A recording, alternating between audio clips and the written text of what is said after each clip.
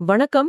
2026 தமிழ்நாடு சட்டமன்ற தேர்தலுக்கு இன்னும் கொஞ்சம் டைம் இருக்கு. ஆனா அரசியல் கட்சிகள்லாம் இப்பவே காய் நகர்த்த ஆரம்பிச்சுட்டாங்க. ஆமா. நமக்கு கிடைச்சிருக்கிற இந்த யூடியூப் வீடியோ ஆதாரம் திமுகவுக்கும் அதிமுகவுக்கும் நடக்க போற ஒரு பெரிய அரசியல் சதுரங்க ஆட்டத்தை அப்படியே படம் பிடிச்சு காட்டுது. கரெக்ட். அதுலயும் மையப்புள்ளியா இருக்கிறது நகைக்கடன் தள்ளுபடி. ஆமா. இத நம்ம வெறும் அறிவிப்புகளா பார்க்க கூடாது. சொல்லப் போனா இது ஒரு பொலிட்டிக்கல் த்ரில்லர் கதை மாதிரி. அப்படியா? ம். 2 பெரிய கட்சிகளும் வாக்காளர்களை ஜெயிக்கிறதுக்கு என்னெல்லாம் செய்ய தயாரா இருக்காங்க, அவங்களோட மைண்ட் செட் எப்படி இருக்குன்னு இது காட்டுது. வரப்போற தேர்தல் கொள்கைகளை விட யார் மக்களுக்கு நேரடியா அதிக பெனிஃபிட் தராங்கங்கறத பத்தினதா இருக்க போகுது. இது அதுக்கான ஒரு முன்னோட்டம் தான். நீங்க சொல்றது கரெக்ட். அந்த வீடியோவோட தலைப்பே ரொம்ப சுவாரஸ்யமா இருக்குது. 2026ல மாஸ் காட்டும் திமுக, மறைந்து தாக்கும் அதிமுகன்னு. ஆமா. இந்த வார்த்தைகளுக்கு பின்னால ஒரு பெரிய அர்த்தம் இருக்கு. திமுகவோட மாஸ் திட்டம்னா என்ன? அதிமுக எப்படி மறைந்து தாக்கப் போகுது? வாங்க, இந்த அரசியல் கணக்குகளை கொஞ்சம் ஆழமா அலசி பாப்போம். இதுல நாம முக்கியமா கவனிக்க வேண்டிய ஒரு விஷயம் என்னன்னா, தேர்தல் வாக்குறுதிங்கிறது இப்போலாம் வெறும் அறிவிப்பு கிடையாது. ஓகே. அது ஒரு கட்சிக்கு எதிரா இன்னொரு கட்சி பயன்படுத்துற ஒரு பவர்ஃபுல் வெப்பன், ஒரு ஆயுதம் மாதிரி மாறிடுச்சு. ம்.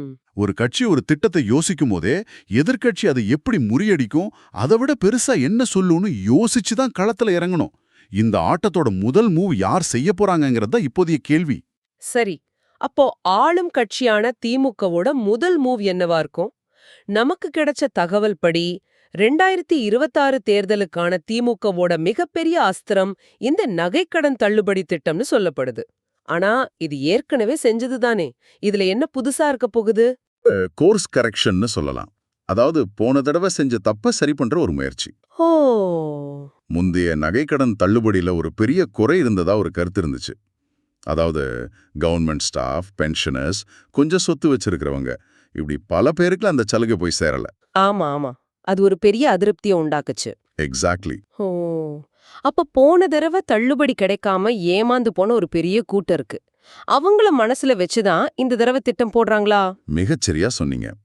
இந்த முறை எந்த விதமான பாகுபாடும் இல்லாம ஏழை பணக்காரன் வித்தியாசம் பார்க்காம எல்லாருக்கும் இந்த திட்டம் போய் சேரணும்னு முதல்வர் ரொம்ப உறுதியா இருக்கிறதா இந்த தகவல் சொல்லுது. அப்படியா?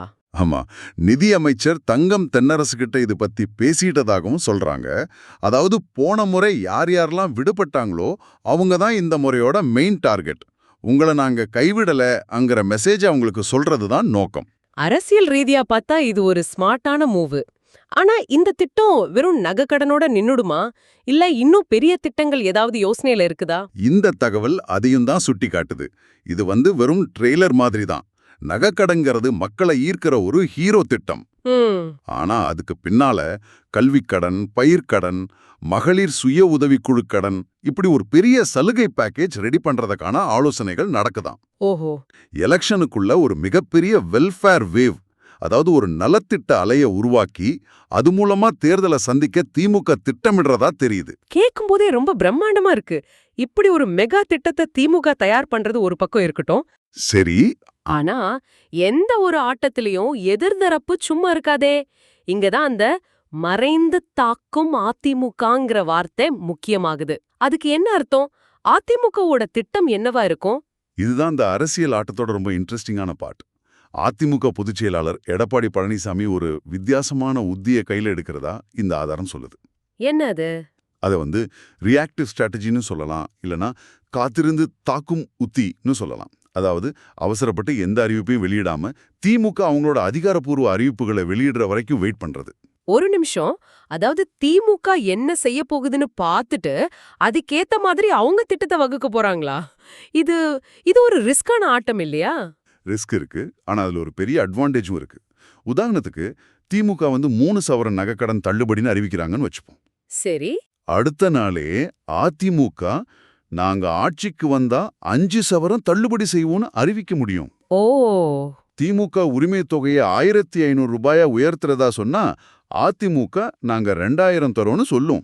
வாவ். இதன் மூலமா திமுகவோட பெரிய அறிவிப்பை ஒரே நாள்ல ஒண்ணுமில்லாம ஆக்கிட முடியும். மக்களோட கவனம் உடனே அதிமுக பக்கம் திரும்பிடும். இதுதான் அந்த மறைமுக தாக்குதல். திமுகவோட ஆயுதத்தையே அவங்களுக்கு எதிரா இன்னும் பெருசா பயன்படுத்துறது. இது ஒரு அரசியல் பொறி மாதிரி தெரியுதே. ஆனா வாக்காளர்கள் மனசுல வர்ற முதல் கேள்வி, இவ்ளோ பெரிய வாக்குறுதிகளை எப்படி நிறைவேற்றுவீங்க? இதுக்கு பணம் எங்க இருக்கு? இதுதானே, நம்பகத்தன்மை வேண்டாமா? அங்கதான் அதிமுகவோட துருப்புச்சீட்டு இருக்கிறதா இந்த தகவல் சொல்லுது. இதுதான் அந்த வியூகத்தோட மையப்புள்ளி. சொல்லுங்க. மத்தியில ஆளும் கட்சியோட கூட்டணியில இருக்கிறதால ஒன்றிய அரசிடமிருந்து இந்த தேர்தல் வாக்குறுதிகளை நிறைவேற்ற கிட்டத்தட்ட 50,000 கோடியிலிருந்து 1,00,000 கோடி ரூபாய் வரைக்கும் நிதி உதவியை பெற முடியும்னு எடப்பாடி பழனிசாமி திடமா நம்புறதா சொல்லப்படுது. என்னது, 1,00,000 கோடி ரூபாயா? இது நம்பவே முடியாத அளவுக்கு பெரிய தொகையா இருக்கே. ஆமா, ஒரு மாநில தேர்தலுக்காக ஒன்றிய அரசு இவ்வளவு பெரிய நிதியை கொடுக்கறதுக்கு முன்னுதாரணம் இருக்கா? இல்ல இது வெறும் அரசியல் பேச்சுக்காகவா? இது நடைமுறைக்கு சாத்தியமா இல்லையாங்கிறது ஒரு பக்கம் இருக்கட்டும். ஆனா அரசியல் ரீதியா இது ஒரு மாஸ்டர் ஸ்ட்ரோக். எப்படின்னு சொல்றீங்க? ஏன்னா இது விவாதத்தை மாநிலத்தோட நிதிநிலை எப்படி இருக்குங்கிறதுல இருந்து யாருக்கு மத்திய அரசோட சப்போர்ட் இருக்குங்கிறதுக்கு மாத்திடுது. ஓ, பாயிண்ட். திமுகவால இதை செய்ய முடியாது, ஏன்னா அவங்க கிட்ட நிதி இல்ல. ஆனா எங்க கிட்ட சென்ட்ரல் கவர்மெண்ட் சப்போர்ட் இருக்கு, அதனால எங்களால இதை செய்ய முடியும்னு ஒரு இமேஜை மக்கள் கிட்ட உருவாக்க இது உதவும். அப்போ அவங்க வாக்குறுதிகளுக்கு ஒரு நம்பகத்தன்மை கிடைக்கும், அது உண்மையா இல்லாட்டியும் கூட. கரெக்ட். தற்காலிகமா ஒரு நம்பகத்தன்மையை கொடுக்கும். அப்போ 2026 தேர்தல்ங்கிறது கொள்கைகளோட மோதலா இல்லாம வாக்குறுதிகளோட ஏலமா மாறப்போகுதா? யாரு ஜாஸ்தி கொடுக்கறாங்களோ அவங்களுக்கே வெற்றியா? பெரும்பாலும் அப்படிதான் தெரியுது. அதிமுக கலப்புல திமுக அரசன் மேல இருக்கிற விமர்சனங்களையும் ஒரு கருவியா பயன்படுத்துவாங்க. குறிப்பா 2021 கொடுத்த வாக்குறுதியான மாதாந்திர கரண்ட் பில் கணக்கீடு இன்னும் வரல. மறைமுகமா கட்டணத்தை ஏத்துறாங்க. இதையெல்லாம் சுட்டிக்காட்டி அவங்க சொன்னதையே செய்யல, ஆனா நாங்க சொல்றோம் அதை செய்வோம், ஏன்னா எங்ககிட்ட அதுக்கான நிதி ஆதாரம் இருக்குன்னு பிரச்சாரம் செய்ய ஒரு வாய்ப்பு உருவாகுது. அப்படியானா திமுகவோட பலமா பார்க்கப்படுற இந்த நகை கடன் தள்ளுபடி அறிவிப்பு கடைசியில யாருக்கு சாதகமா முடியும்? திமுகவுக்கா இல்ல அதிமுகவோட இந்த எதிர் வியூகத்துக்கா? இது ஒரு சிக்கலான கேள்வி. நம்ம முன்னாடியே பேசின மாதிரி போன தள்ளுபடியில விடுபட்ட ஒரு பெரிய கூட்டம் இருக்குது இல்லையா? ஆமா. அவங்கள அதிமுக குறிவைக்க கூடும். பாருங்க, திமுக உங்களை கைவிட்டுடுச்சு, நாங்க ஆட்சிக்கு வந்தா விடுபட்ட உங்களுக்கும் சேர்த்து தள்ளுபடி தரோம்னு அவங்க சொன்னா அது திமுகவோட வாக்கு வங்கியில நிச்சயம் ஒரு சலசலப்பை ஏற்படுத்தும். சொல்லப்போனா திமுகவோட பழைய திட்டத்தையே வச்சு அவங்களுக்கு எதிரா ஒரு அரசியல் பொரிய வைக்கிற மாதிரி. சரியா சொன்னீங்க. இது வாக்காளர்களோட மனநிலையை எப்படி பாதிக்கும்? மக்கள் உடனடி பலன்களை மட்டும்தான் பாப்பாங்களா, இல்ல ஒரு கட்சியோட நீண்டகால செயல் திட்டங்களையும் பாப்பாங்களா? இந்த ஆதாரத்தோட மையக் கருத்தே அதுதான். மக்களோட அன்றாட பொருளாதார பிரச்சனைகளும் உடனடி தேவைகளும் தேர்தல் முடிவுகள்ல மிகப்பெரிய தாக்கத்தை ஏற்படுத்தும்னு கட்சிகள் நம்புது. சரி. பெட்ரோல் விலை, சிலிண்டர் விலை, வீட்டு வாடகைன்னு போராடுற ஒரு சாமானியனுக்கு 5 சவரம் தள்ளுபடி இல்ல மாசம் 2,000 ரூபாங்கிறது மிகப்பெரிய விஷயமா தெரியும். அந்த நேரத்துல மாநிலத்தோட நிதிநிலை, நீண்டகால வளர்ச்சி திட்டங்கள் இதெல்லாம் 2ஆம் பட்சமா போக வாய்ப்பு இருக்கு. ஆக சுருக்கமா சொல்லணும்னா இந்த தகவல்கள் படி 2026 தேர்தலை நோக்கி திமுக தன்னோட நகைக்கடன் தள்ளுபடிங்கிற பிரம்மாஸ்திரத்தை மெருகேத்தி எல்லாரையும் உள்ளடக்கிற மாதிரி தயார் பண்ணுது. அதே சமயம் அதிமுகவோ திமுகவோட ஒவ்வொரு அசைவையும் ஒரு வேட்டைக்கார மாதிரி உன்னிப்பா கவனிச்சு சரியான மொமெண்ட்டுக்காக காத்திருந்து அதை விட பெரிய அறிவிப்பை வெளியிட்டு மொத்த கவனத்தையும் அவங்க பக்கம் திருப்ப திட்டமிடுது. இது ஒரு செஸ் விளையாட்டு. திமுகவோட ராஜா, ராணி, சிப்பாய் எல்லாம் களத்துல இறங்குனதுக்கு அப்புறம் அதிமுக தன்னோட ஆட்டத்தை ஆரம்பிக்க காத்திருக்கு. இந்த விவாதத்தோட இறுதியில இந்த தகவல் ஒரு முக்கியமான விஷயத்தையும் சொல்லுது. அதிமுகவோட மாவட்ட செயலாளர்கள் மூலமா சில முக்கிய செய்திகள் வரவிருப்பதாகவும் இன்னும் ஒரு 15 நாள்ல ஒரு பெரிய அறிவிப்பு வெளியாகலாம்னு சொல்லப்படுது.